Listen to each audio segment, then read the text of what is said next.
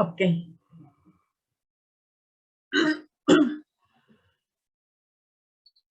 Bueno, la clase empezamos con las afferencias somáticas especiales y les comenté que íbamos a empezar por visión porque es una fuente muy importante de información para el sistema nervioso y se ve como sistema visual, o sea, desde la estructura que es el globo del ojo, la vía y la integración de la información. Entonces, ya habíamos comentado que la vía visual o la información visual es muy, muy importante porque va a proporcionar una información al sistema nervioso sobre todo lo que está a su alrededor. Entonces, por eso es muy importante esta vía. Les decía el doctor que es tan importante que el sistema nervioso le dedicó o tiene asignado en el sistema nervioso central, en el cerebro, un lóbulo. O sea, el sistema visual solito tiene un lóbulo que es el lóbulo occipital. Entonces, pues por eso es muy importante. Ya vimos que nos permite ver la localización, tamaño, forma y textura, la dirección y velocidad si están los objetos en movimiento, y vimos que además del globo ocular, donde están las estructuras ya encargadas de la visión, hay otras estructuras que son importantes para que funcione bien. Están los anexos y hablamos de los párpados, ¿sí? Hablamos del aparato lagrimal, hablamos de la conjuntiva, y otros como las pestañas y las cejas, que todas son estructuras importantes. Y si no, en el caso, por ejemplo, de los albinos, que no tienen pestañas, que no hay pigmento, vean qué dificultades tienen para la visión. Entonces vimos el aparato lagrimal, hablamos de la conjuntiva, muy importante, es una cosa que recubre tanto al globo ocular como a los párpados. Les comenté que la conjuntiva con cierta frecuencia es, digamos, receptora de muchas bacterias que la lágrima se encarga de destruir, pero a veces no es tan eficiente y esas bacterias pueden provocar una infección que se llama conjuntivitis, ya sea viral, bacteriana, de diferentes tipos, pero esta mucosa, la conjuntiva, es sumamente importante, está muy, muy bien inervada y les decía que utilizando la sensibilidad en el ojo se puede explorar el reflejo córneo-palpebral para explorar dos nervios craneales, como lo vieron en PC, el trigémino para la sensibilidad, la vía aferente, y el facial como la vía eferente. Vimos también que no podemos distinguir todos los estímulos luminosos, igual que los táctiles, los olfatorios, sino que tenemos una gama de estímulos que sí podemos captar y hay otros que no. Eso depende de cada especie. Entonces dijimos que este es nuestro espectro de luz visible y se mide en nanómetros y la frecuencia de estas ondas que se desplazan van a chocar con los receptores y es lo que vamos a ver. Mencionamos que nuestro globo ocular está formado por capas como si fuera una cebolla. Si ustedes han visto una cebolla, ya ven que están por capas. Entonces dejemos 3 capas de esa cebolla y cada una será una túnica de nuestro globo ocular. La capa más externa es la fibrosa, la vimos, es la más resistente, que le da protección y contención. Está formada por la córnea y la esclera. Después tenemos otra capa, que digamos es la capa intermedia, la túnica media, que es de naturaleza vascular. ¿Por qué? Pues porque tiene vasos sanguíneos que van a dar nutrición a estructuras del globo ocular. Por un lado la esclera y por otro lado a la retina. Y está formada por la coroides o uvea en la parte posterior y en la parte anterior el iris, el cuerpo ciliar. Y el cuerpo ciliar está formado por el músculo ciliar, que en algunos libros viene como cuerpo ciliar como tal, y los procesos ciliares. El músculo ciliar ya vimos que es muy importante para la acomodación del cristalino, para la visión cercana. Y los procesos ciliares son importantes para la producción de un líquido intraocular, que es el humor acuoso. La capa interna, la capa otónica interna, que se le llama nerviosa, está formada en la parte posterior por la retina, ¿sí? Y en la parte anterior, pues tenemos el cristalino. Ahora bien, esta estructura tan pequeña, porque decíamos que mide aproximadamente 23 milímetros en su sentido anteroposterior y transversal, pues es una estructura muy frágil, de tal manera que para que no se dañe el globo ocular, fue ubicado en un espacio que le va a dar protección. Y ese espacio es una cavidad en forma de pirámide cuadrangular, y ahí le va a dar protección. Acuérdense que los huesos del cráneo son de los más resistentes, y en el caso de la cavidad orbitaria va a proteger, por un lado, pues a nuestro globo ocular, pero también dentro de esa cavidad orbitaria se encuentran otras estructuras muy relacionadas con el globo ocular, que son los 6 músculos extraoculares, los 4 músculos rectos, superior, inferior, medial y lateral, y los 2 músculos oblicuos. Estos músculos son muy importantes porque son los que le dan el movimiento al globo ocular. Y dijimos que hay detalles muy importantes que no es objetivo de nuestro curso, pero sí que lo consideren, que la inserción de esos músculos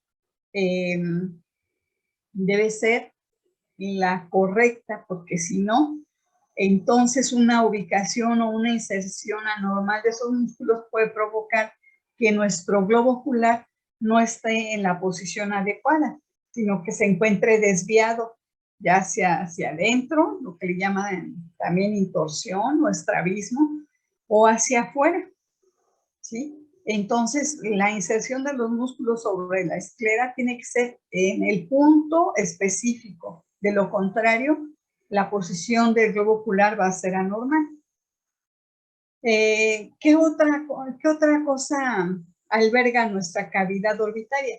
También hay grasa, también vamos a tener cómo va a salir de nuestro globo ocular el nervio, entre comillas, que no es un nervio, es el nervio óptico, que más bien es como un fascículo del cerebro. Entonces, todas estas estructuras están protegidas por los huesos que forman la cavidad orbital, ¿sí? ¿Hasta aquí algún comentario, alguna duda? Díganme. No, doctora, todo bien. ¿No? Ya para la siguiente semana va a estar con ustedes el doctor Sandoval, ¿eh? Así de que...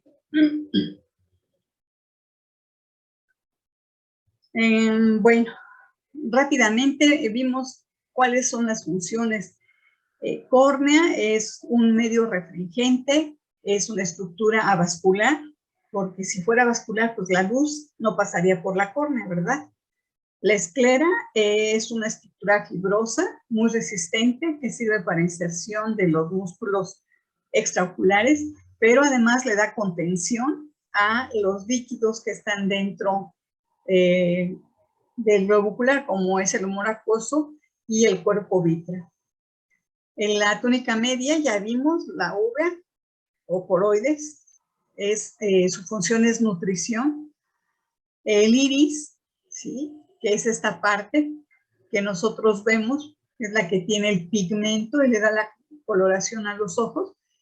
Son 2 músculos, uno circular y uno radial, y se van a encargar de regular el tamaño de la pupila. La pupila no es una estructura, la pupila es este espacio, ¿sí? Hagan de cuenta una dona.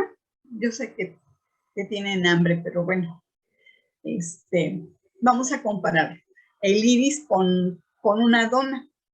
La dona en sí sería el iris, esto que está aquí en color oscuro, y el agujero de la dona sería la pupila. Entonces, esa pupila no es constante su tamaño, sino que tiene ciertas variaciones de acuerdo al grado de luz.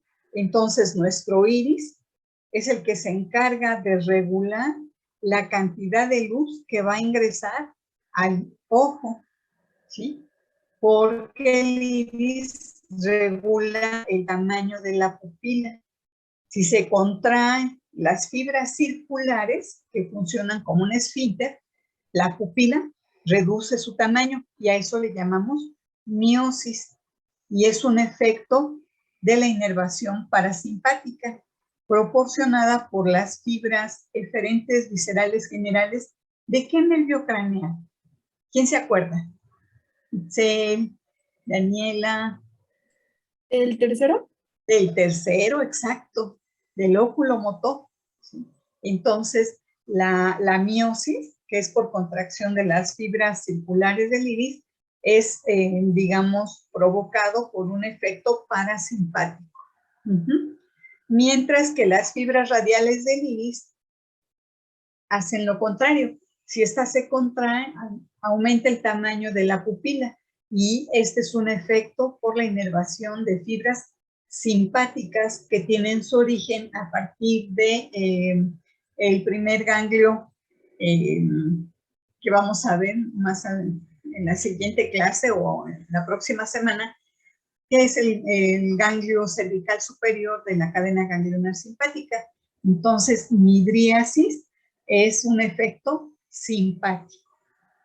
¿Sí? Y la miosis es un efecto parasimpático.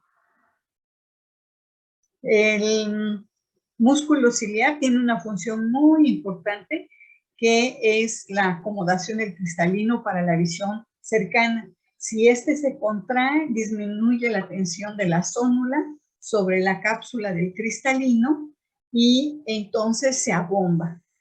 Y al hacerse abombado, entonces la convergencia de la luz va a hacer que incidan sobre la retina. ¿Sí?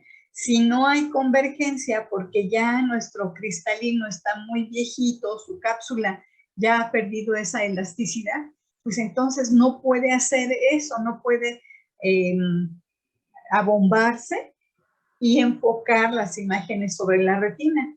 Y entonces nosotros hacemos la corrección mecánica y en lugar de ver de cerca tenemos que retirarnos lo que está leyendo uno, ¿sí? Cada vez más. Entonces, el músculo ciliar es muy importante para la acomodación de nuestro cristalino.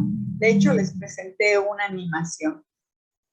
Los procesos ciliares. Los procesos ciliares están relacionados con la producción en todo el día de un líquido especial que es el humor acuoso.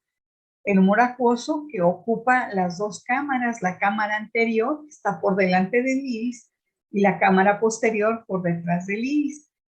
Y también mencionamos que si existe algún problema en la reabsorción del humor acuoso, este se va a seguir produciendo y entonces con el tiempo aumenta la presión dentro del globo ocular y esa presión que se ejerce sobre las paredes del globo ocular afecta a la primera capa que está aquí, la más interna, que corresponde a la retina.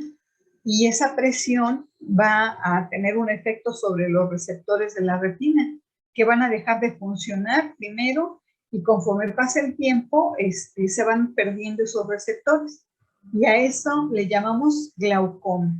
Les mandé un video chiquito, no sé si lo pudieron ver, pero si no lo vieron, más tarde lo hacen. Es un video, pues me pareció muy bueno, no es muy reciente, acepto que no es un video que hayan subido el año pasado o el antepasado, pero creo que la explicación, como la presenta el autor, es una explicación muy sencilla y muy clara. Eso es lo que yo opino, pero necesito que ustedes lo vean y me digan si la entendieron o no. Entonces, la importancia del humor acuoso además de ser un medio refringente, un medio que permite la luz, es ejercer cierta presión dentro del globo ocular que se considera normal, pero que si hay algo que ocluye o impide la circulación, pues entonces ya la presión no será la normal. Y por último, la retina. Pues esto es en cuanto a la cavidad orbitaria, ya les decía, los músculos extraoculares, ¿sí? El nervio óptico, y también hay tejido graso dentro de la cavidad orbital. Aquí tenemos otra vista de los músculos extraoculares vistos desde afuera, porque tenemos el recto lateral, ¿sí? Del otro lado tendríamos el recto medial, este es el oblicuo superior y esta es la tróclea. De ahí que se le llame, o al nervio que inerva a este músculo, que es el oblicuo superior, es el patético o troclear, ¿sí? Bueno, esos músculos van a contribuir a darle los movimientos a nuestro globo ocular, ¿sí? Aquí están en el esquema que viene en su libro, la posición central, que es la posición, digamos, en reposo, y cómo se desplaza nuestro ojo de acuerdo a la contracción de los diferentes músculos, ¿sí? Ya vimos su inervación. Este es el esquema donde vimos que la córnea, pues es esta estructura transparente, ¿sí? Lo blanco es la esclera, es lo único que alcanzamos a ver de la esclera, porque el resto de la esclera no la podemos ver porque está cubierta por los párpados, es la parte posterior del globo ocular, entonces eso no se puede ver. Tenemos aquí el limbo esclerocorneal, que es la unión de la esclera con la córnea, y dijimos que ahí está la malla trabecular para que se absorba el humor acuoso. Lo que está por detrás de la córnea, en este caso con poco pigmento y le da una coloración verdosa, es el iris, y la parte central, esto, ¿cómo se llama? Daniela, ¿te acuerdas? Michelle. El iris. Sí, el iris es este que es el que tiene pigmento. Si tenemos los ojos muy oscuros, entonces la cantidad de pigmento es mayor. Si alguien tiene ojos claritos, color azul o color verde, tienen mucho menos pigmento. Pero en medio del iris está esto negro. ¿Cómo se llama? Pupila. Es la pupila, exactamente. Y dijimos que puede variar el tamaño dependiendo de la cantidad de luz, ¿sí? De la cantidad de luz.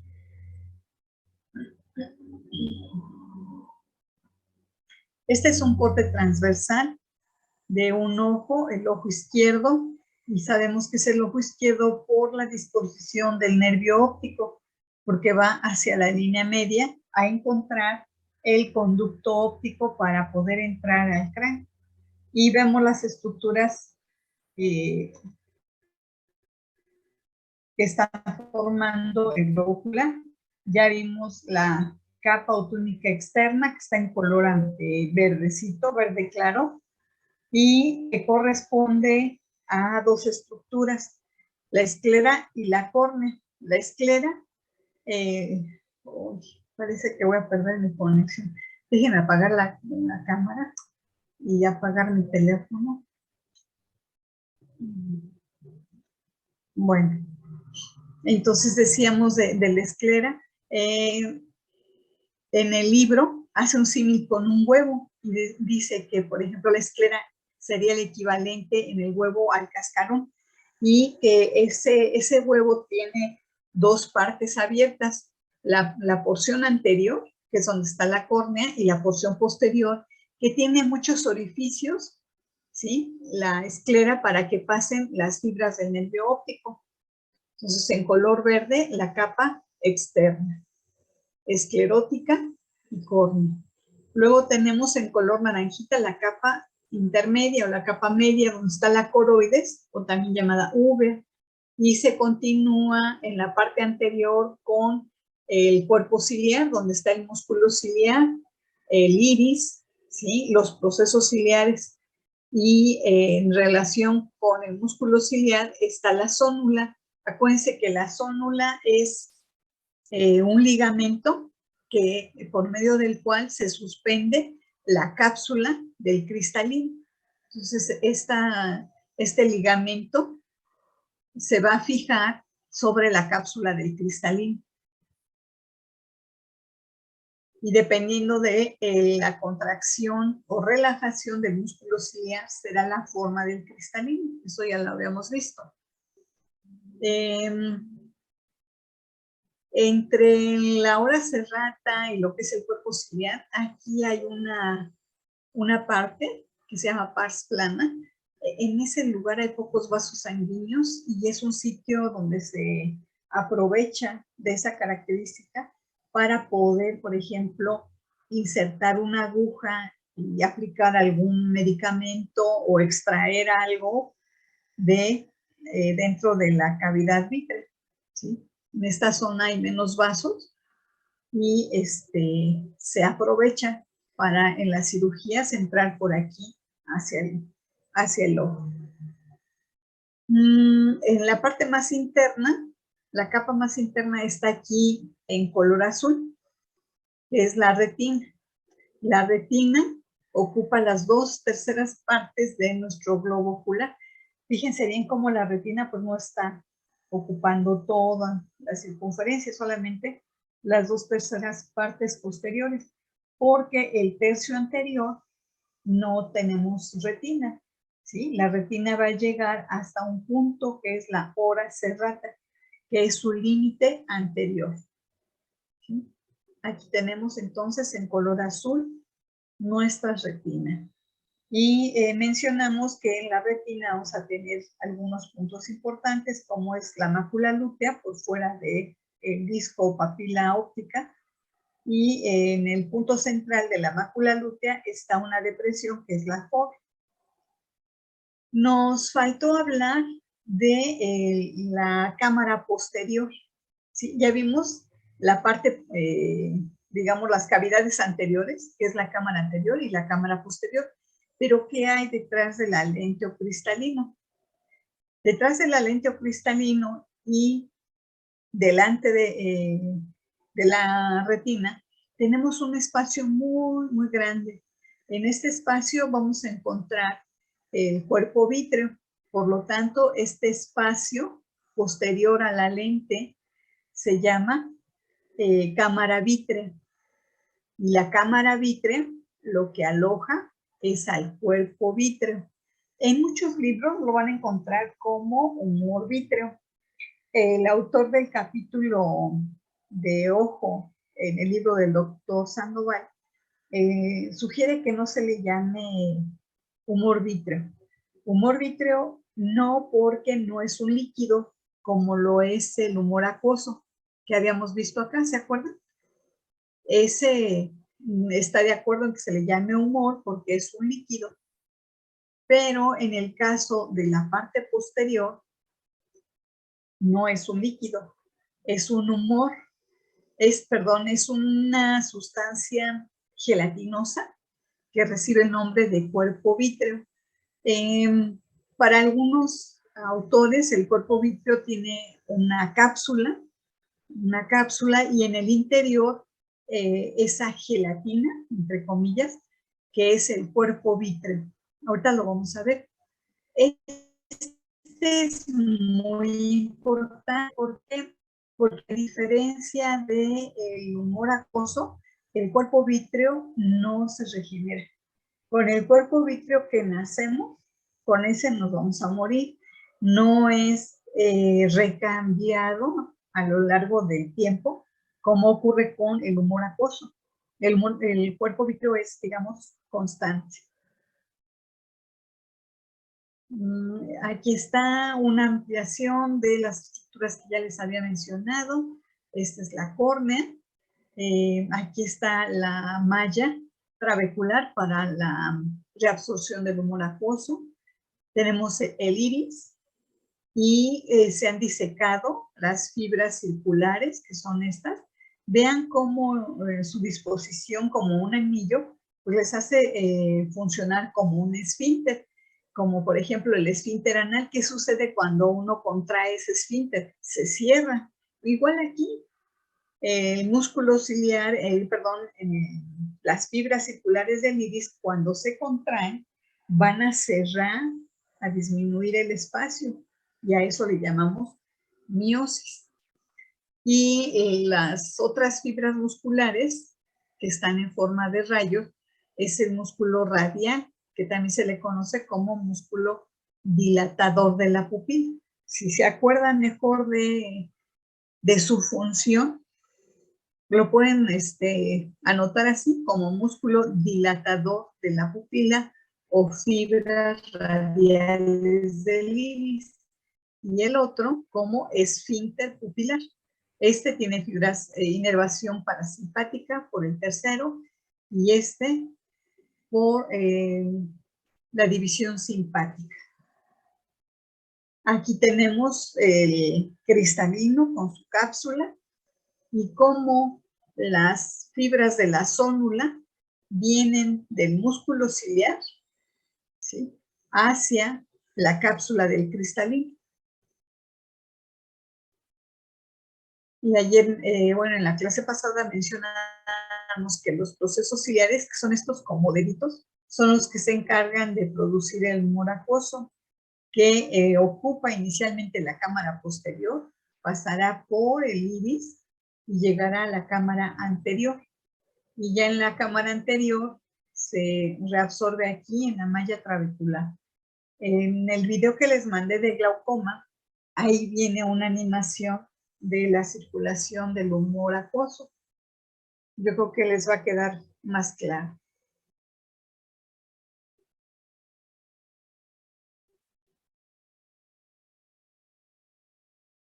Aquí está una ampliación de esa zona. Aquí en color café está la túnica media. Hacia atrás, la parte posterior es la coroides, y en la parte anterior corresponde a cuerpo ciliar, donde está el músculo ciliar y los procesos ciliares. Estos son los que se encargan de producir el humor acuoso. Este espacio pequeñito que está por detrás del iris y enfrente de la lente es la cámara posterior. Entonces el líquido, al ser producido aquí, circula en la cámara posterior y se dirige a la pupila, por donde va a pasar hacia la cámara anterior. Ya en la cámara anterior se dirige al ángulo esclerocorneal, donde está esta malla trabecular, para drenar el humor acuoso. Aquí está nuestra lente o cristalino. La zónula que está aquí es el ligamento que suspende al cristalino. Eso es lo que vimos sobre acomodación y la importancia de la contracción del músculo ciliar para que nuestro cristalino se abombe, se acomode para la visión cercana.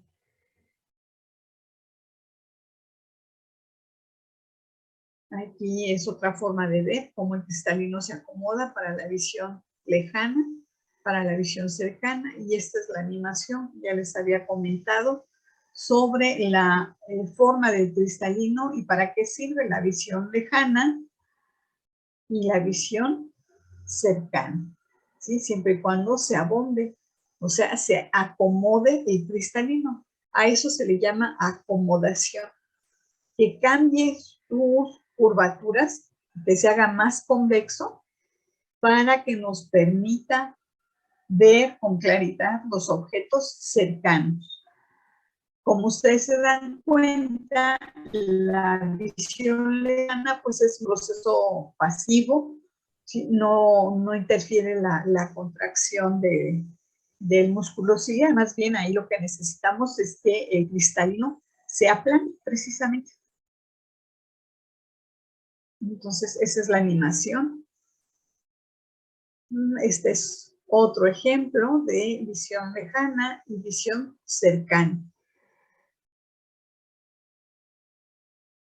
Les dije que son muy frecuentes los errores de refracción. Esto es mucho más frecuente que, por ejemplo, lo que vamos a revisar de hemianopsias y cuadrantopsias. Esas son, digamos, manifestaciones clínicas raras de lesión de la vía. Lo más frecuente es precisamente los errores de refracción, los problemas de refracción. Entonces, pues, de esto se encargan los optometristas. Actualmente, pues ya no solamente de los problemas de refracción, ahora ya incluso como llevan farmacología en su plan de estudio, ya los optometristas pueden recetar gotas oftálmicas o tratamientos. ¿Por qué?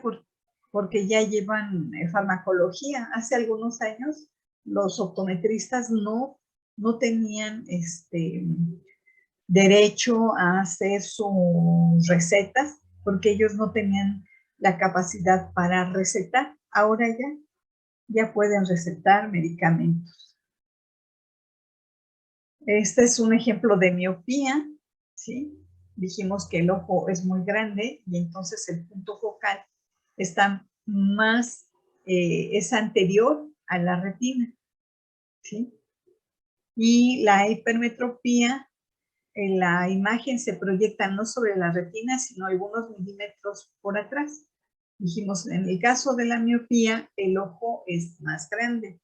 Y en el caso de la hipermetropía, el ojo es más chiquito. Por eso el punto focal queda por atrás de la retina. Estos son los defectos de refracción más frecuentes. Hay otros, el astigmatismo, pero estos son los más frecuentes. ¿Hasta aquí algún comentario, alguna duda? ¿O ya se durmieron? Platíquenme. ¿Ya están dormidos o a punto de dormirse? No, No, doctora. No, doctora. Doctora, todo bien. Bueno. Entonces vamos a seguir hablando de nuestro globo ocular. Hablamos de espacios. Esos espacios también se les considera con el término de cámaras, ¿sí? Hay distintas cámaras. Vimos que en el segmento anterior del ojo tenemos dos cámaras, la cámara anterior y la cámara posterior. El límite entre ambas cámaras, acuérdense que es el iris. El iris es el límite entre la cámara anterior y posterior y que el contenido es el humor acuoso. Por detrás del cristalino está el espacio más grande, que es la cámara vítrea. La cámara vítrea aloja al cuerpo vítreo, que es este líquido, digamos, denso, con abundante ácido hialurónico y que va a ejercer cierta presión sobre las paredes del globo ocular, ¿sí? Ahora bien, con este término también podemos hablar de algo muy importante que les mencioné desde la clase pasada, que son los medios refringentes. ¿A qué se refiere con medios refringentes? Cuando la luz pasa de un medio a otro, cambia su dirección. Por ejemplo, esto lo pueden ver si en un vaso de agua se mete, por ejemplo, una regla, un objeto. Si lo vemos de fuera, tenemos la sensación de que la estructura o lo que está dentro del vaso como que cambia de dirección. Eso se llama refracción. Y las estructuras que tienen ese poder dentro de nuestro ojo se llaman medios refringentes. La estructura que tiene el poder de desviar la luz, ¿sí? El mayor poder es la córnea. Entonces, nuestra córnea tiene una capacidad muy, muy importante de desviar la luz. Y acuérdense que la medida para evaluar qué tanto desvía la luz una estructura, un líquido, se llaman dioptrías, ¿sí? Entonces, la córnea puede desviar el trayecto de la luz hasta 43 dioptrías. El cristalino es la segunda estructura con mayor poder dióptrico y tiene hasta 22 dioptrías. Vean que si no es la estructura que tiene la mayor capacidad para desviar la luz, sí es muy importante. Por eso, cuando estamos viejitos, ya nos falla el cristalino porque ha perdido la elasticidad su cápsula, entonces se necesita unos anteojos, unos lentes para poder sustituir, ¿sí?, el poder de refracción del cristalino. ¿Sí? Entonces, nuestro cristalino es una estructura también avascular, igual que la córnea. ¿Se imaginan qué pasaría si la córnea y el cristalino no fueran avasculares? ¿Qué se imaginan que pasaría? No podría pasar correctamente la luz. Exacto. Entonces, tendrían esas estructuras, si tuvieran vasos sanguíneos, no pasaría la luz. ¿Por qué? Pues porque la sangre tiene un color, una coloración, y entonces puede impedir que pase la luz hacia el interior del ojo. Entonces, la córnea, igual que el cristalino, son estructuras avasculares, ¿sí?, que no tienen vasos sanguíneos, que se nutren por difusión, que van a tomar sus nutrientes tanto de la lágrima, como es el caso de la córnea, va a tomar nutrientes de ahí, y del humor acuoso, ¿sí? Y en el caso de nuestro cristalino, pues igual, va a tomar los nutrientes del humor acuoso, pero deben ser estructuras transparentes. Cuando pierden su transparencia, entonces vamos a tener problemas para que llegue la luz con suficiente intensidad. Esto es lo que ocurre con el paso del tiempo, que se produce lo que se conoce como catarata senil, y se refiere a la opacidad del cristalino que se va a presentar en personas mayores de 60 años, en el caso de la catarata senil, pero puede ser también una catarata secundaria a un traumatismo, secundaria a una lesión, ¿sí?, del globo ocular. Entonces, eso es lo que se conoce como catarata, ¿sí? La opacidad del cristalino debido a diferentes causas o etiología. Entonces, lo que hacemos en ese caso, pues es retirar nuestro cristalino opaco y se va a emulsificar, se va a retirar y se va a colocar una lente intraocular. Entonces, pues ya hay muchas cirugías de este tipo. Es un procedimiento que no lleva mucho tiempo, pero que todavía tiene algunas consecuencias, como dejar un ojo seco, cómo provocar molestias con la luz, cómo provocar un problema en la circulación del humor acuoso. Entonces, pues ya conforme está pasando el tiempo, esas técnicas se están mejorando y los resultados cada día son mejores. En el caso de la cámara vítrea, el cuerpo vítreo tiene, como lo vamos a ver más adelante, tiene proteínas, y esas proteínas a veces se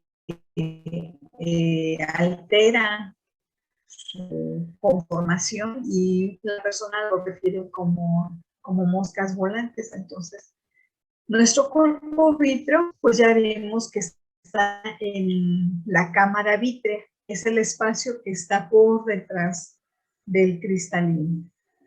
Y de ese cuerpo vítreo vamos a tener, no, ya a ver si no me desconecto porque me está saliendo aquí el letrero cada rato. Bueno, en ese cuerpo vítreo decíamos que se ubica en la cámara vítrea, y su contenido de agua no es abundante. Es un líquido bastante denso que contiene células transparentes llamados hialocitos. Y los hialocitos están suspendidos en una red de colágena tipo 1 llamada vitrosina. y tiene pues ácido hialurónico, de tal manera que el cuerpo vítreo es como una gelatina.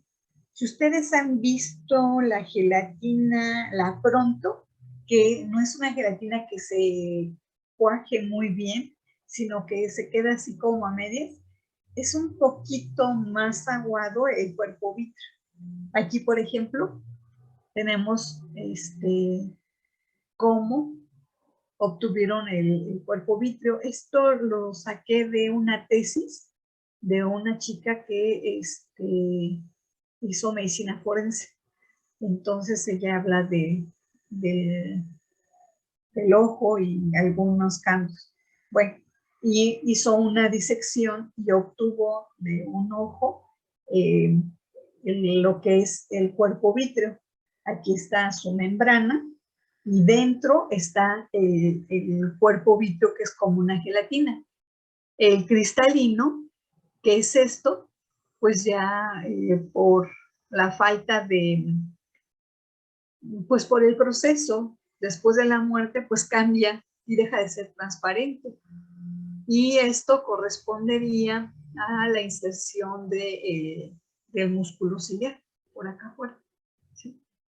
Entonces aquí está nuestro cuerpo vítreo.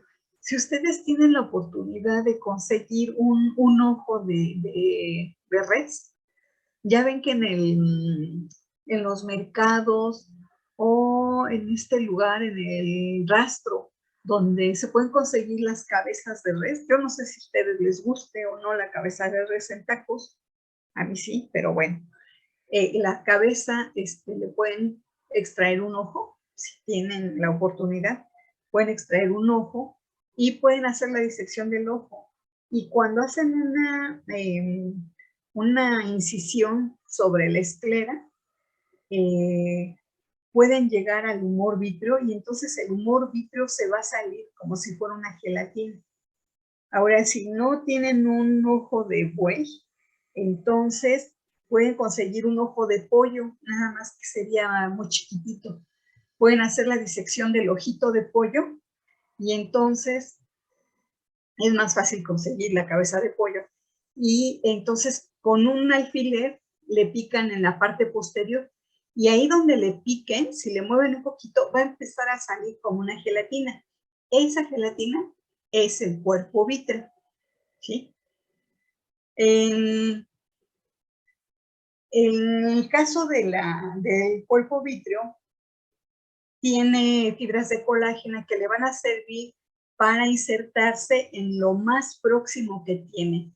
¿Qué sería lo más próximo a la cámara vítrea? ¿Qué estructura? La retina. Exacto, la retina.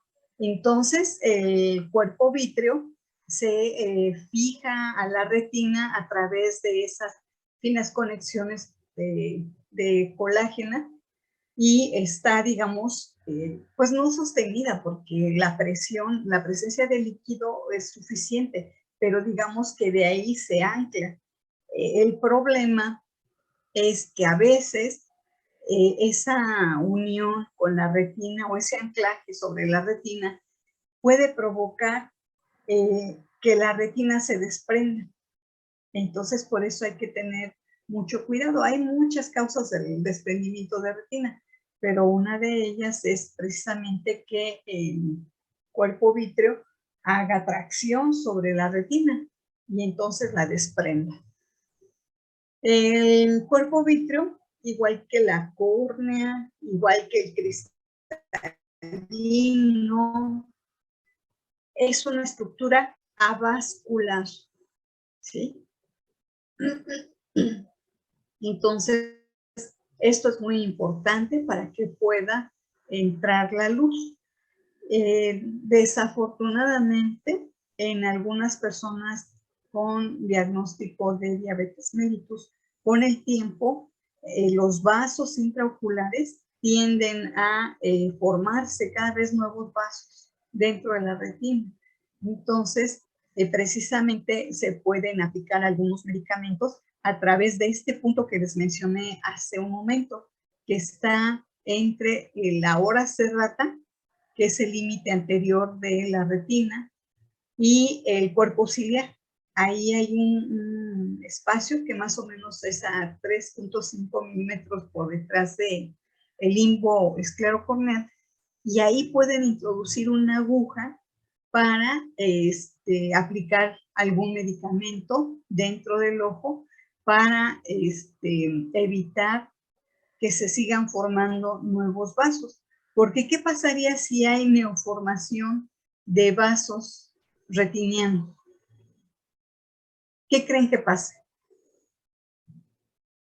Impediría que la luz llegue a los bastones y a los cones y no se Exacto, pueda ver. exacto. Entonces hay que evitar que sigan proliferando esos vasos a través de la aplicación de medicamentos.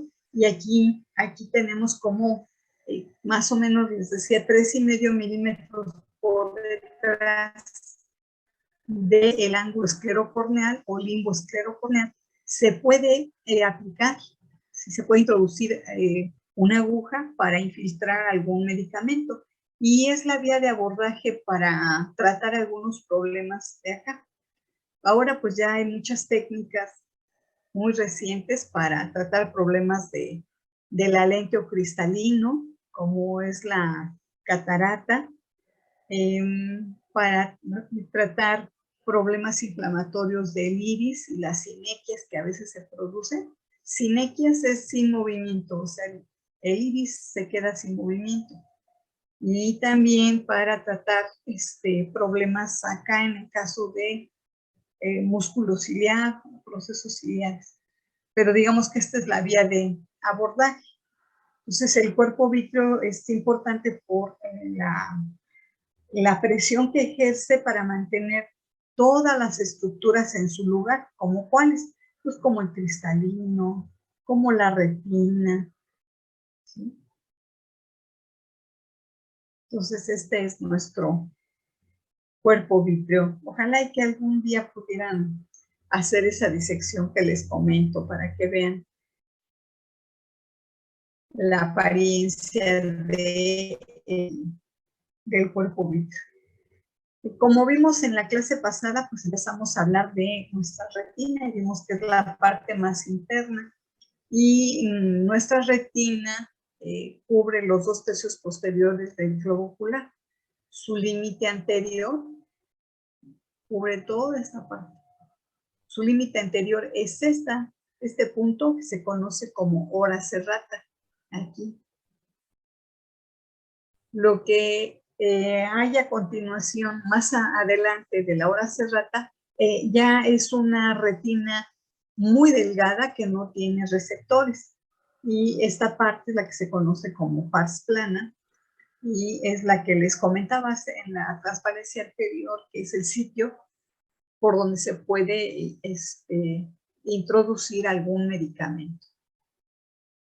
Nuestra retina se considera más bien como una prolongación del cerebro.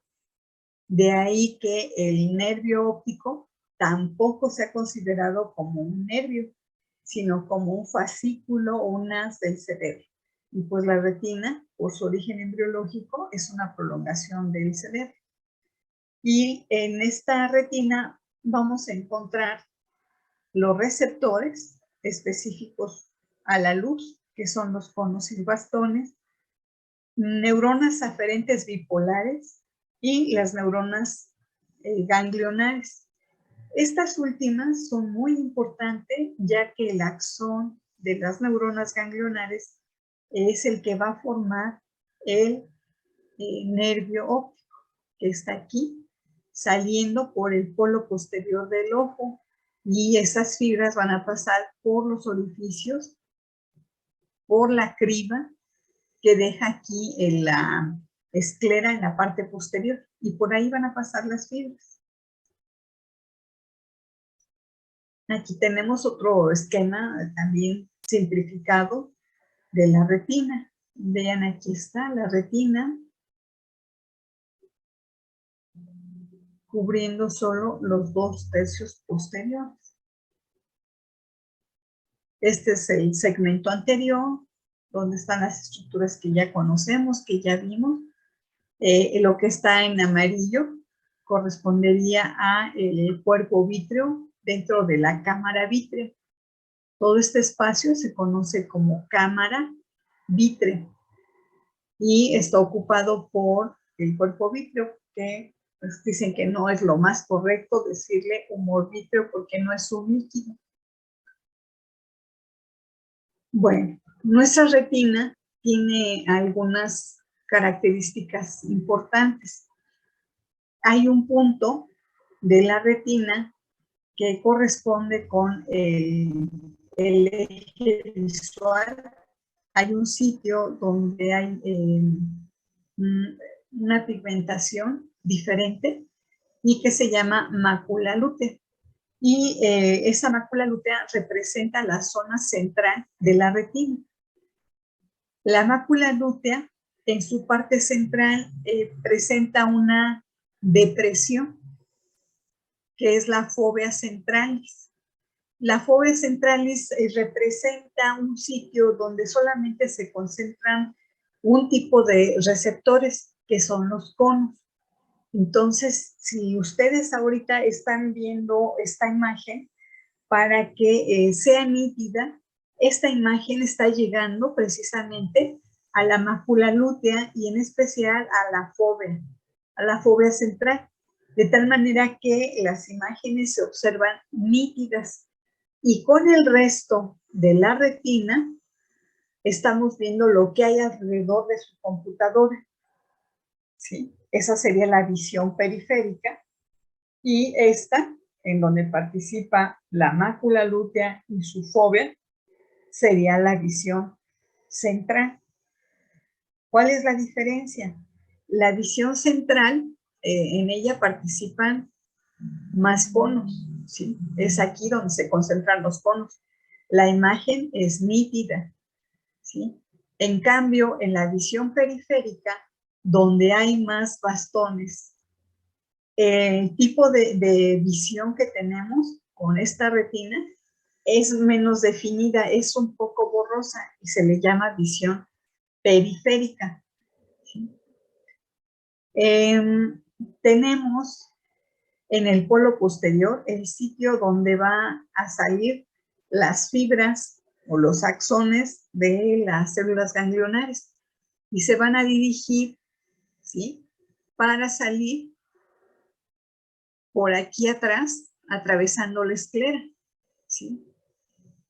Y ese sitio por donde están llegando las fibras, los axones de las células ganglionares, van a llegar aquí, cerca de la emergencia del nervio óptico, que es la papila óptica o disco óptico. Entonces, al llegar aquí, se dirigen hacia atrás en un ángulo de 90 grados.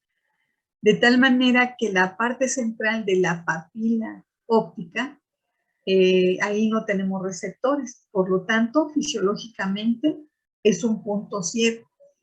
Entonces, aquí está una depresión de la papila óptica o disco óptico, como le quieran llamar. Y esa depresión central es un sitio donde no hay receptores, ¿sí? Por lo tanto, es un punto ciego. ¿No hay duda? ¿No? Nada, para. No, para. Es que luego nada más me dan el avión, ¿verdad? Y ya después me dicen, es que no le entendimos. Pero bueno, este es, miren, una ampliación de la salida del nervio óptico. Aquí vienen los axones de las células ganglionares que vamos a ver a continuación. Y vienen como fibras. ¿Cómo se imaginan que son inicialmente esas fibras o esos axones de las células ganglionares? ¿Mielínicas o amielínicas?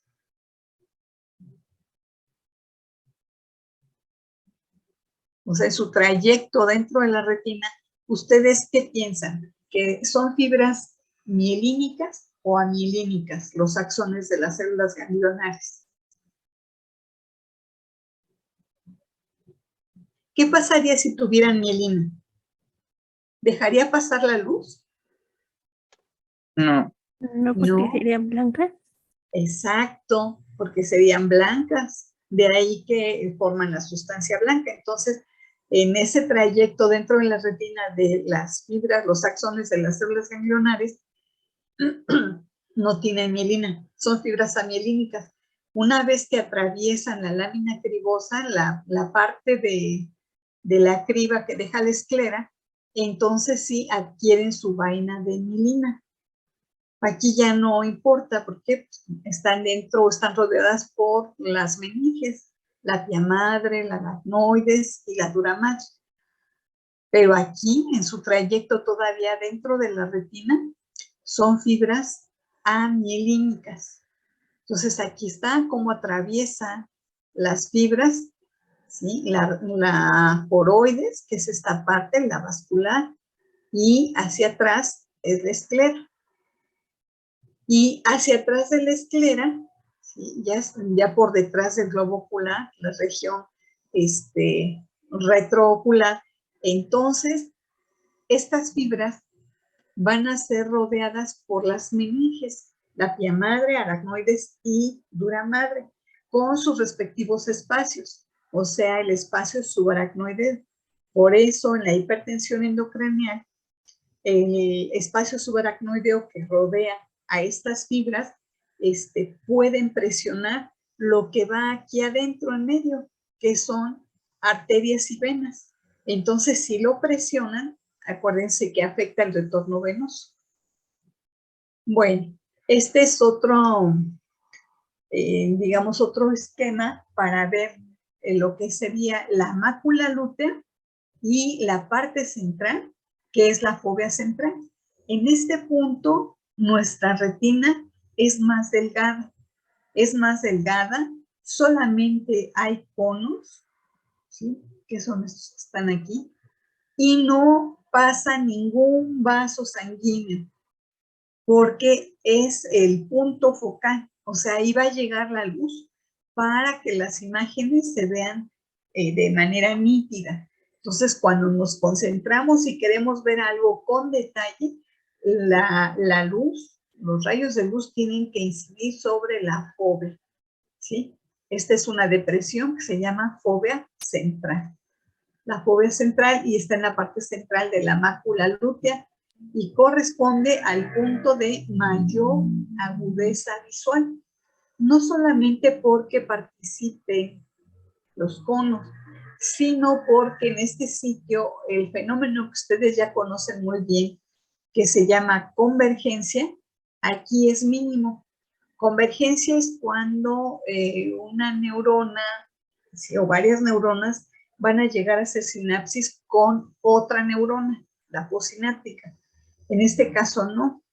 La nitidez de las imágenes es gracias a que existe una conexión de un cono con una célula bipolar y una célula ganglionar. O sea, no hay el fenómeno de convergencia, ¿sí? Como lo que vimos en las propiedades de la sinapsis. Es como la sensibilidad de las yemas de los dedos. ¿Se acuerdan que cuando vimos en la clase, la semana pasada, las vías aferentes somáticas generales, dijimos el campo receptor y hablamos de los sitios donde hay mayor sensibilidad? Mencionamos las yemas, por ejemplo.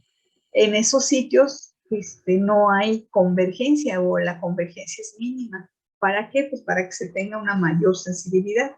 Igual aquí, en nuestra retina, en este punto, no hay este fenómeno de convergencia, sino que es un receptor, una célula bipolar y una célula ganglionar los que están haciendo sinapsis.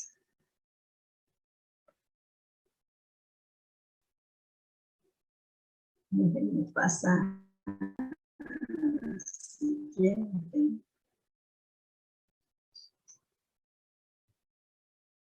Entonces vamos a tener lo que se llama visión central, en la cual va a participar la mácula. La mácula, ya vimos que es esa circunferencia por donde no atraviesan vasos sanguíneos, que tiene otra coloración, y la parte central, que es la fóvea central o foveola. La visión periférica en ella participa el resto de la retina que no sea la mácula lútea. Todo lo que esté por fuera de la mácula lútea va a participar en la visión periférica. Ahora bien, los receptores que hay en la retina van a tener diferentes grados de sensibilidad a la luz. Por ejemplo, los bastones no necesitan una gran cantidad de luz para poder observar los objetos. Se llama visión escotópica o visión en penumbra. Y pues aquí están los bastones. Y obviamente lo que se observe, pues no será a colores, se verán los objetos en una escala de grises. Y para eso tenemos los bastones. Y se llama visión escotópica o en penumbra. Y en el caso de los conos participan en lo que se conoce como visión fotópica o a colores. Y para eso, pues necesitamos una mayor cantidad de luz. Recuerden que los bastones se pueden acomodar. Decíamos que se van a adaptar de acuerdo a la cantidad de luz. Y decíamos un ejemplo que es el llegar a un lugar con poca luz, como en el cine. Pasados unos minutos ya podemos ver algunos objetos que no necesariamente a colores, sino en tonos de gris. Y más o menos hasta 20 minutos después de que cambiamos de luz a la falta de luz dentro del cine, se van a acomodar o se van a adaptar nuestros bastones, ¿sí? Se puede considerar que son de adaptación rápida. Ahora bien, en el fondo de ojo, que espero ya hayan practicado con su oftalmoscopio, acuérdense que esto es práctica, práctica, práctica. Aunque se sepan de pie a pa todas las instrucciones para hacer una exploración de fondo de ojo, no es suficiente, puesto que tienen que hacer la práctica. Aquí sí es solamente practicar. Y por el momento, lo que se pide es que ustedes identifiquen las características del fondo de ojo normal. Ya con el tiempo pueden detectar que hay algo que está fuera de lo que ustedes ya habían observado. Entonces, este es un fondo de ojo normal. Y pues aquí nos están ayudando. Aquí tenemos la papila óptica, que dijimos la papila óptica representa ¿qué? Itzel, ¿te acuerdas qué representa la papila óptica?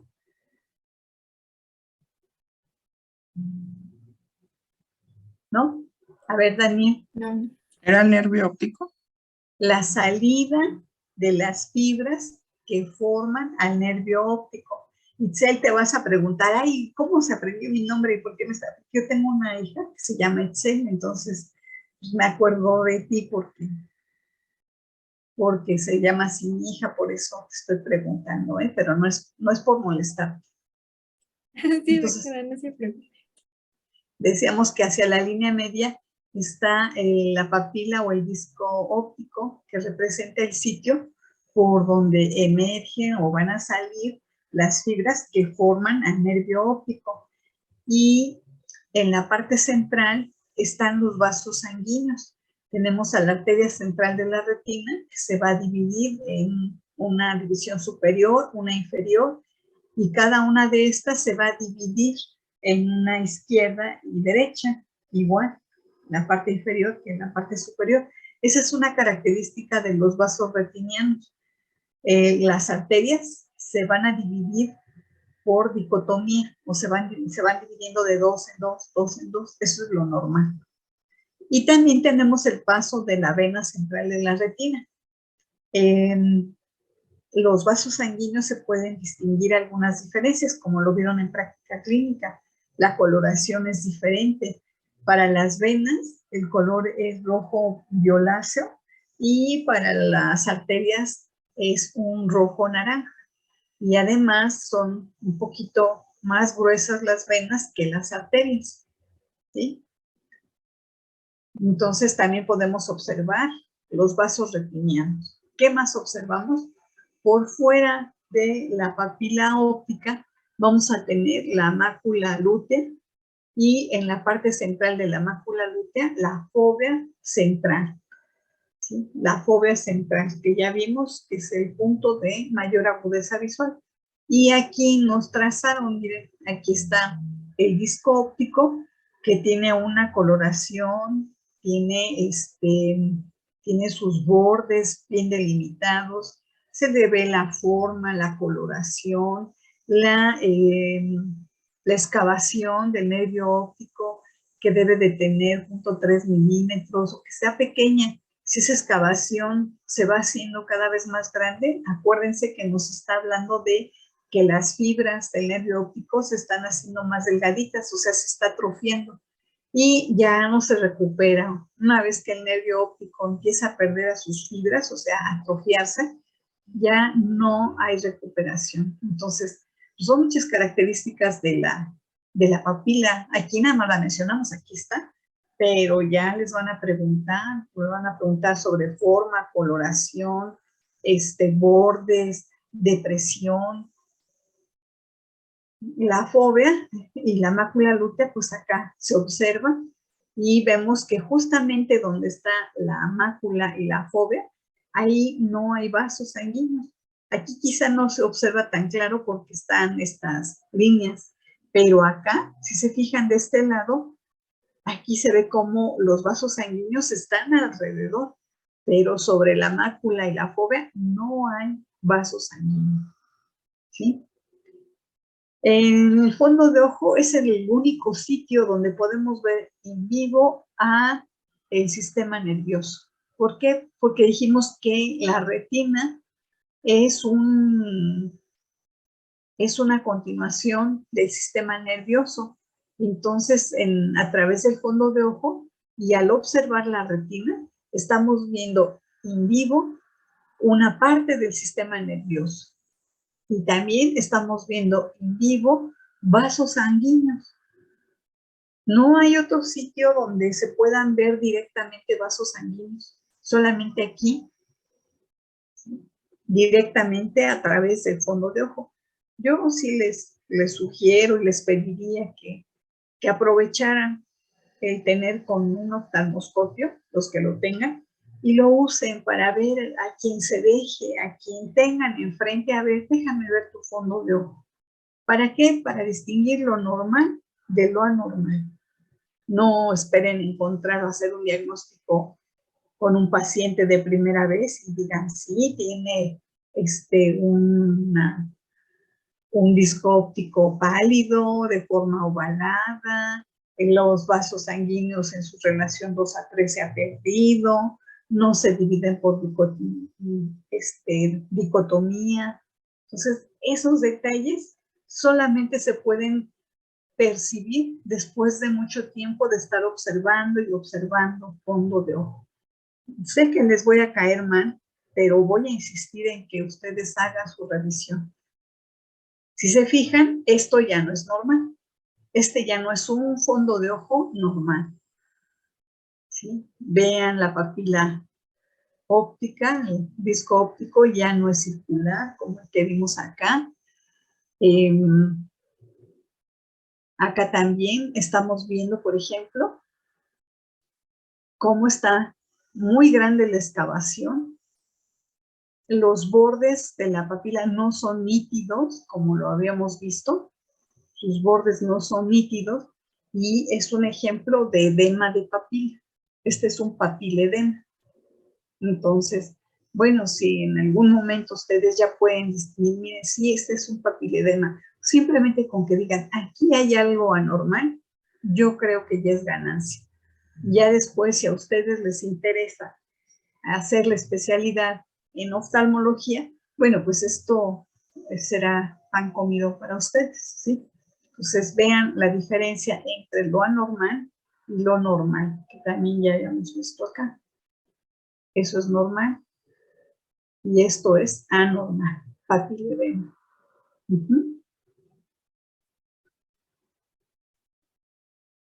De la retina se pueden hacer muchos estudios, se pueden hacer tomografías. Aquí tenemos un ejemplo de estudio de los vasos retinianos. Es una angiografía retiniana.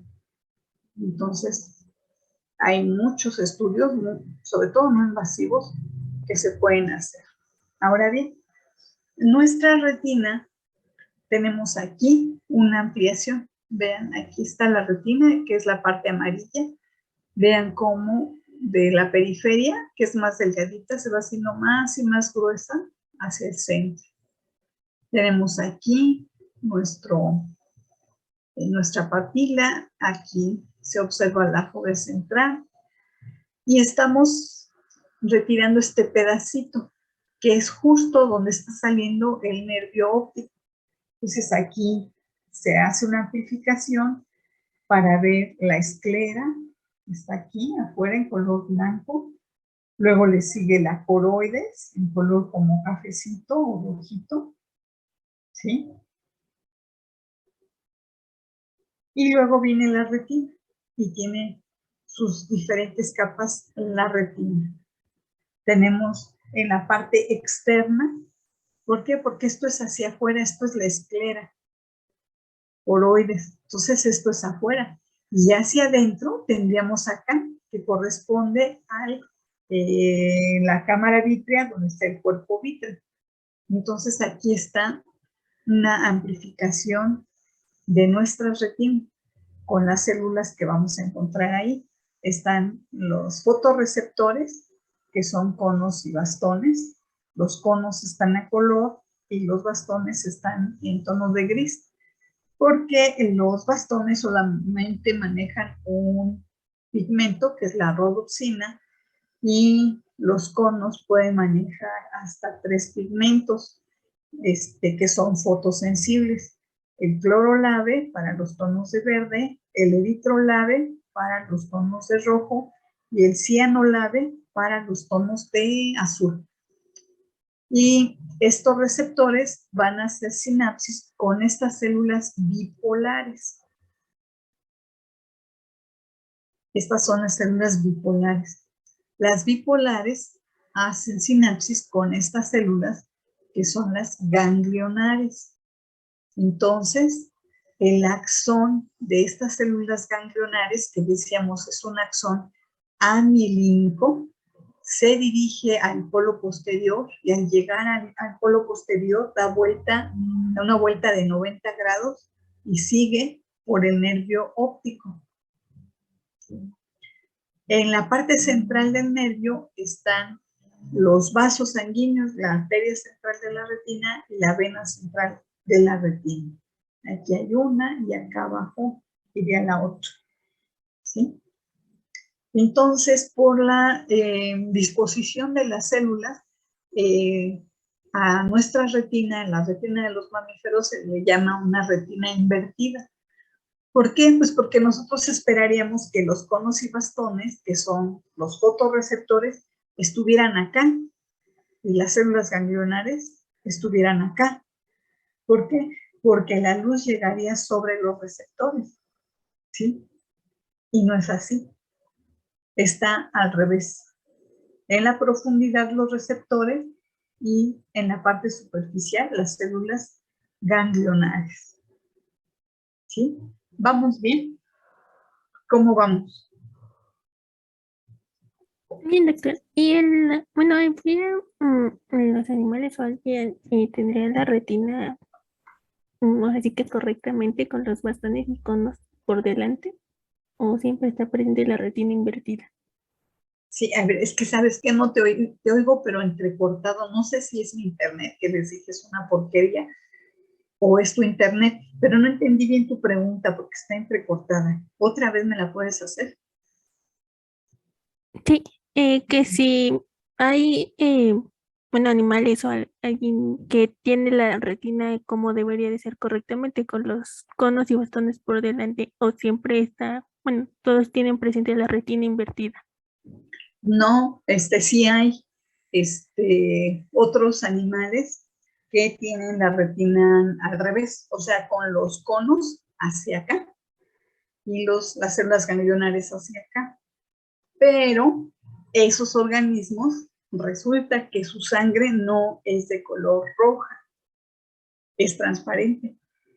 Y entonces, pues ahí si es transparente no pasa nada. ¿Por qué? Porque va a llegar la luz fácilmente. En nuestro caso, pues no. Si los conos estuvieran acá y los vasos acá y la sangre tiene una coloración, ya sea en las venas o en las arterias, eso impide que la luz llegue bien. Entonces, pues no nos conviene. Y a lo largo de la evolución, eso tuvo que cambiar, ¿sí? Cambió y se invirtió los conos hacia el fondo y las células ganglionares en la superficie. ¿Por qué? Pues para que, digamos, no se impida la luz hacia los conos y bastones. Y la otra razón es que de las células que están en la retina, las que tienen la tasa metabólica más alta son los conos y bastones.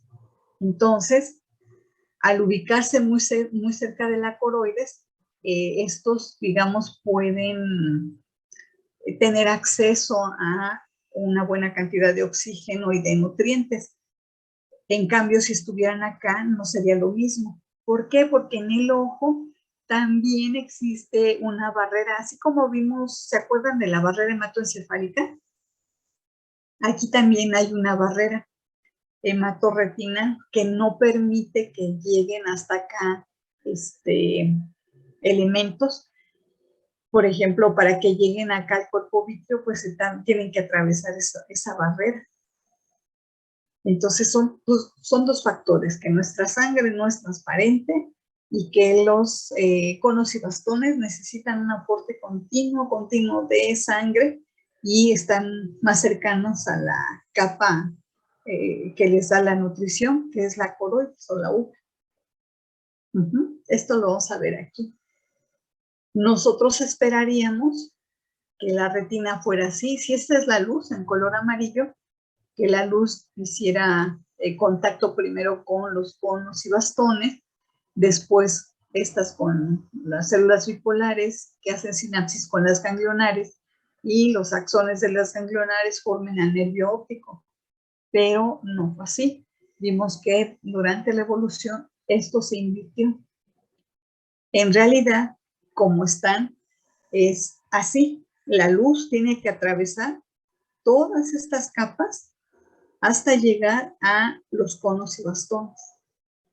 Y ya que los conos y bastones originaron un cambio en la liberación del glutamato aquí en la sinapsis con las células bipolares y con el auxilio de interneuronas como las amacrinas, se genera ya un potencial de acción a partir de las bipolares.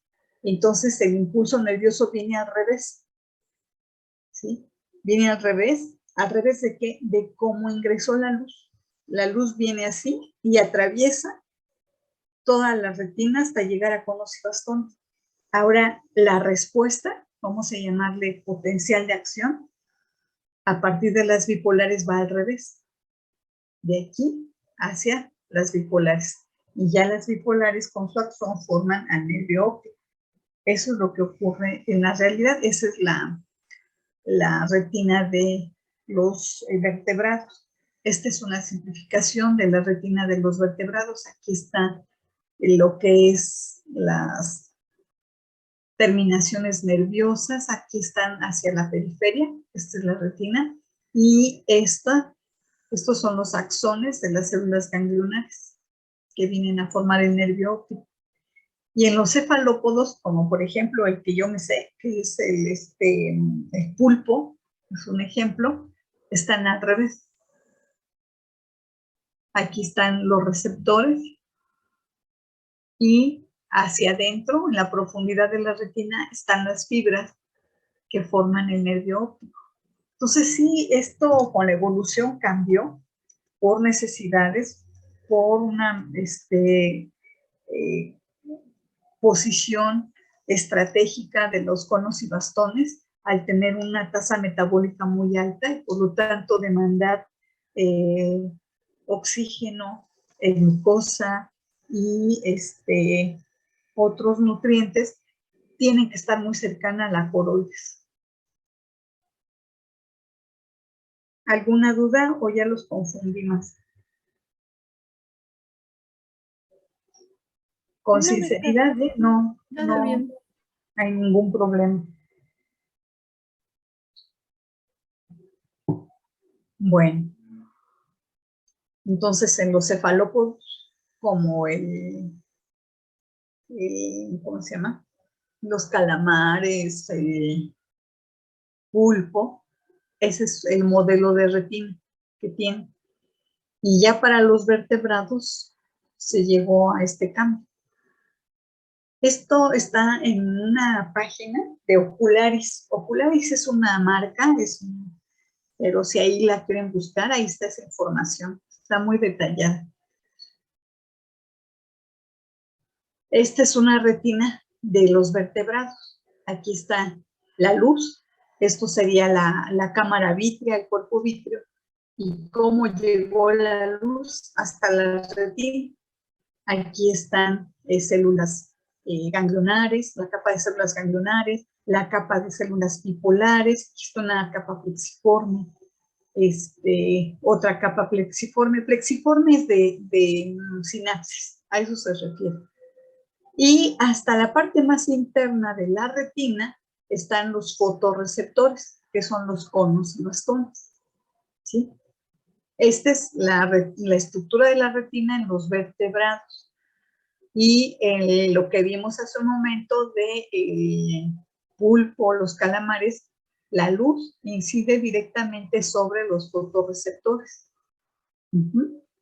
Y acá están las células ganglionares y con su axón se forma el nervio óptico.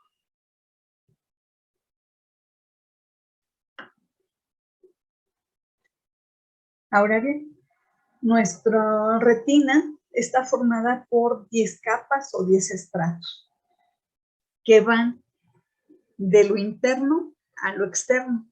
Lo interno sabemos que es esto porque aquí tendríamos la cámara vítrea y el cuerpo vítreo, o humor vítreo, como le quieran llamar, aunque pues dicen que no es lo correcto.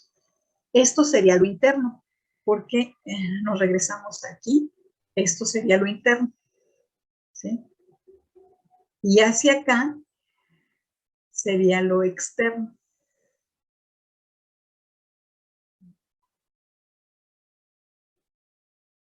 Entonces esto es interno y esto es externo.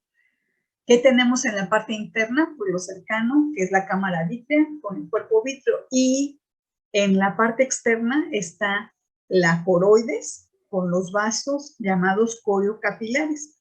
Y que esa capa coriocapilar pues es importante porque va a dar nutrición. Y el límite entre esa capa coriocapilar y la retina en sí, pues es una membrana limitante externa que también se le llama membrana de Bruch. Entonces, esta es la más externa. Y por el otro lado, separando a la retina del cuerpo vítreo, hay una membrana limitante interna. ¿Sí?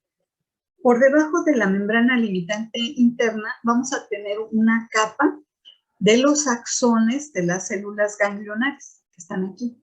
Entonces, todos estos axones amielínicos, les recuerdo, son axones amielínicos, están formando una de las 10 capas de la retina.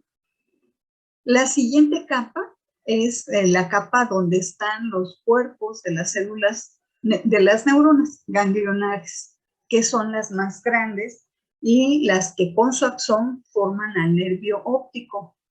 ¿Sí? Después tenemos una capa que se llama plexiforme interna. ¿Qué les dije de las capas plexiformes? ¿Qué representan? La sinapsis. Sitios donde se están realizando sinapsis. En este caso, esta capa plexiforme interna es el sitio donde hacen sinapsis las células ganglionares y las células bipolares. pero no solamente las células bipolares, sino que también vamos a encontrar algunas interneuronas. Por ejemplo, miren, aquí está una. Esta es una interneurona, ¿sí? Entonces, aquí tenemos esta capa plexiforme. Luego tenemos otra capa que corresponde a una capa donde están los cuerpos de unas neuronas que tienen dos prolongaciones y que las conocimos cuando vimos la unidad 1, que se llaman bipolares.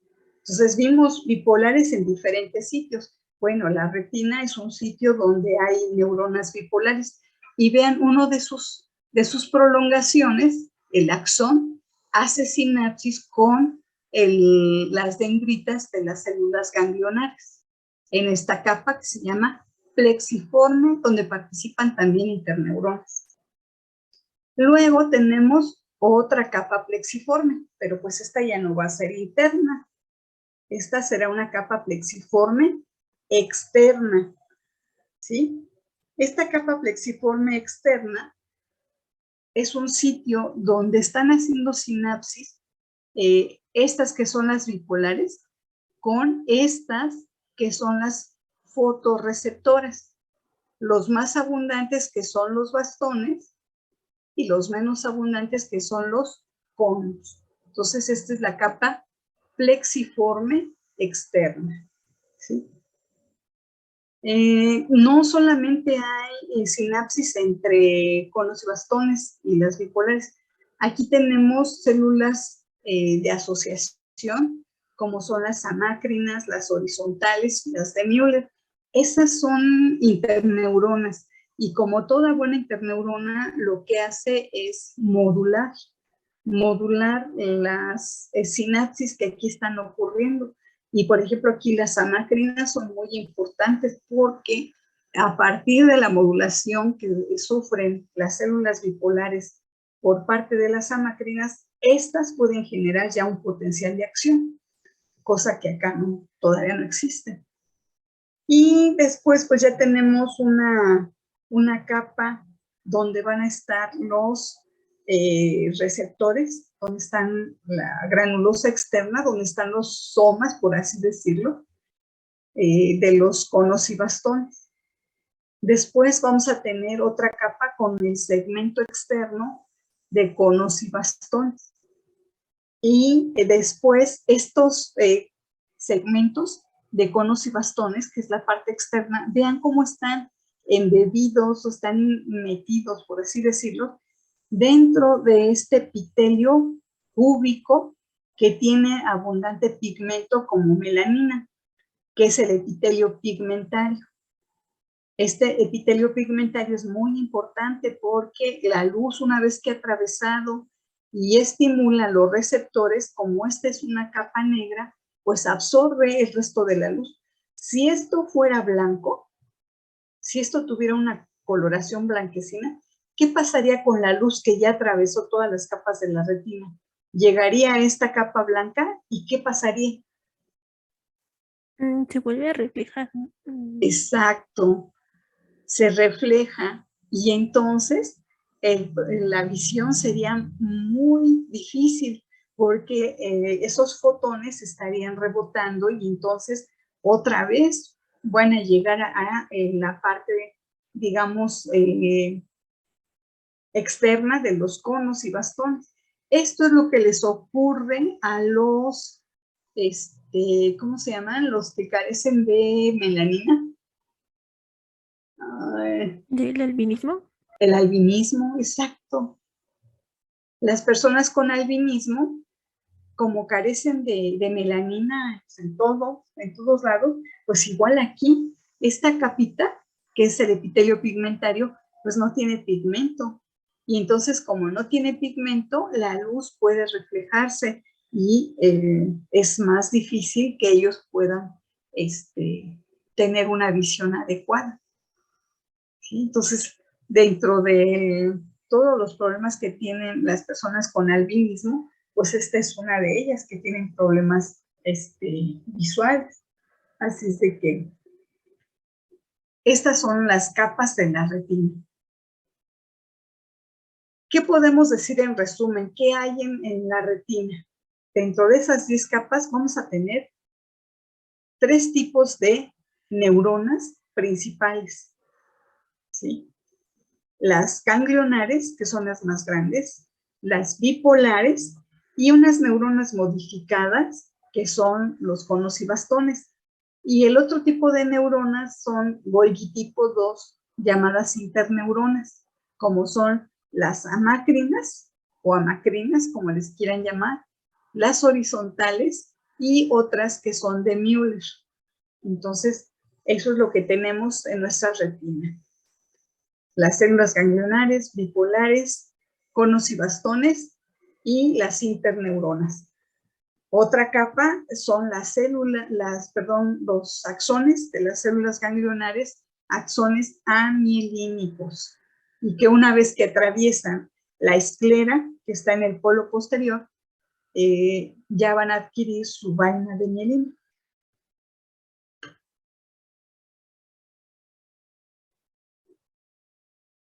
Aquí está, es la luz. Esta es la capa de fibras, los axones de las células ganglionares. Aquí están las bipolares y en la parte externa los conos y bastones. Para algunos autores, conos y bastones no son neuronas, pero para otros autores, como la Fifi, dice que son neuronas modificadas, pero pues es el único que he encontrado que diga que son neuronas modificadas. Para la mayoría de los autores, las únicas neuronas son estas, bipolares, ganglionares y las interneuronas. Aquí tenemos una muy grandota, que es la horizontal. Y hay otras que son las amacrinas, como esta también. Y vean, este es el epitelio pigmentario. Esta es la parte más externa de la retina. En ocasiones, también tenemos problemas de desprendimiento de la retina a partir de aquí, de la coroides, por un traumatismo, por ejemplo, en algunas personas que tienen una miopía tienen un queratocono muy importante, en esas personas puede presentar un desprendimiento de retina, se desprende desde acá. ¿Sí? Bueno. Ya habíamos visto que el otro caso, que la membrana vítrea se inserta aquí y que jala a la retina, entonces en ocasiones, por problemas del cuerpo vítreo, puede jalar a la retina y eso desprenderla, separarla de la capa que está acá, que es la coriocapilar, que es la que le da nutrición. Y entonces, al no tener nutrición, los receptores van muriendo y eso ya no se puede corregir. No, son problemas ya irreversibles. Y bueno, esto es lo que tiene en su material. La luz llega así, hasta el fondo de la retina, estimula a nuestros receptores y el impulso nervioso viene en sentido contrario. De los conos a las bipolares lo transmiten a las ganglionares y las ganglionares siguen una vía hasta que finalmente llegan los impulsos nerviosos a la corteza del lóbulo occipital en el área 17.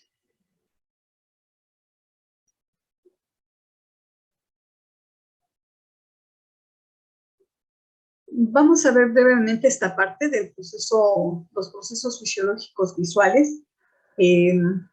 La recepción, transducción, o sea, cómo se convierte la luz y en un impulso nervioso. Aquí participan los receptores, que son los conos y los bastones. Los conos son aproximadamente 6,5 millones y los bastones son más abundantes. Algunos dicen que 120, otros dicen 123, 125 millones.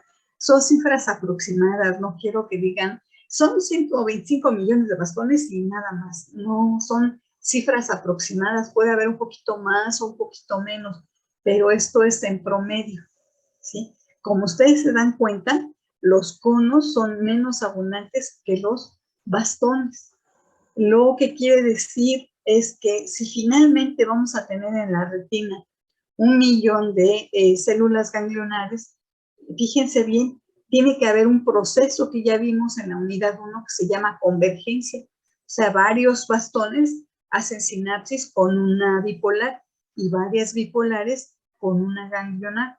De tal manera que estos 130 y tantos millones de receptores pasen a una menor cantidad de células bipolares y de las células bipolares pasen a una menor cantidad de células ganglionares. A esto lo vimos como convergencia. Recuerden, el único punto donde no hay convergencia es en la parte central de la mácula lútea. ¿Sí se acuerdan de la fovea centralis? Dijimos ahí no hay convergencia y solamente hay conos. ¿Sí? Entre más cercanos estemos a la mácula lútea y a la fovea central, hay más conos. Si nos dirigimos a la periferia de la retina, hay menos conos y mucho más bastones. ¿Sí? Estas células que participan en la recepción-transducción tienen, en el caso de los bastones, una rodopsina. La rodopsina está formado por una escotopsina, que es una proteína, y un aldehído de la vitamina A, que por medio de la luz se separan la escotopsina del aldehído de la vitamina A y se reutiliza el aldehído de la vitamina A y la escotopsina se utiliza para iniciar una serie de cambios dentro de los bastones. De ahí que una persona que no consume abundante vitamina A tiene ceguera nocturna. ¿Por qué? Acuérdense que los bastones participan en la visión con poca luz, como en la noche. Y si esa persona no tiene suficiente vitamina A, pues entonces no tiene suficiente pigmento, porque la rodopsina se forma con la unión de esa proteína, que es la escotopsina, y el aldehído de la vitamina A. Si no hay vitamina A, pues no hay que una a la escotopsina. Y por eso esas personas presentan ceguera nocturna. ¿Sí? Los bastones tienen otros pigmentos. El cianolave, que es un pigmento, un fotopigmento que va a responder a frecuencias de las ondas que ya habíamos visto en el espectro visible de 440 nanómetros, que nos permite ver la gama de tonos azul. Y la proteína, ahí se llama cianopsina. Otro pigmento que tienen los conos es el clorolave, que nos permite ver el color, la gama de verdes, ¿sí? Y que son estimulados por frecuencias de 535 nanómetros. Tienen la proteína, que es la cloropsina. Y el eritrolave nos permite ver los tonos de rojo. Este pigmento responde bien a ondas de 570 nanómetros y se llama eritropsina. Y la combinación de estos nos permite ver la gama de colores, que se los estoy diciendo así como muy sencillo, pero en realidad todo el proceso de recepción, transducción, hasta la integración en la corteza cerebral es de lo más complicado que ustedes se puedan imaginar. Obviamente no lo vamos a ver aquí porque ni tenemos tiempo ni es el objetivo del curso, pero pues hay conos que tienen cianolave, hay otros conos que tienen clorolave y hay otros que tienen eritrolave. Y gracias a este fotopigmento podemos ver una gama de colores. ¿Sí? Bueno, vamos a darles un descanso. Yo sé que están cansados y vamos a tener un breve descanso y continuamos. ¿Les parece? ¿Están de acuerdo? Sí, doctora. Sí, doctora. Bien. Sí, doctora, gracias. Ok, entonces nos vemos 7:14. Sí, doctora, gracias. ¿No? Sí, gracias, doctora.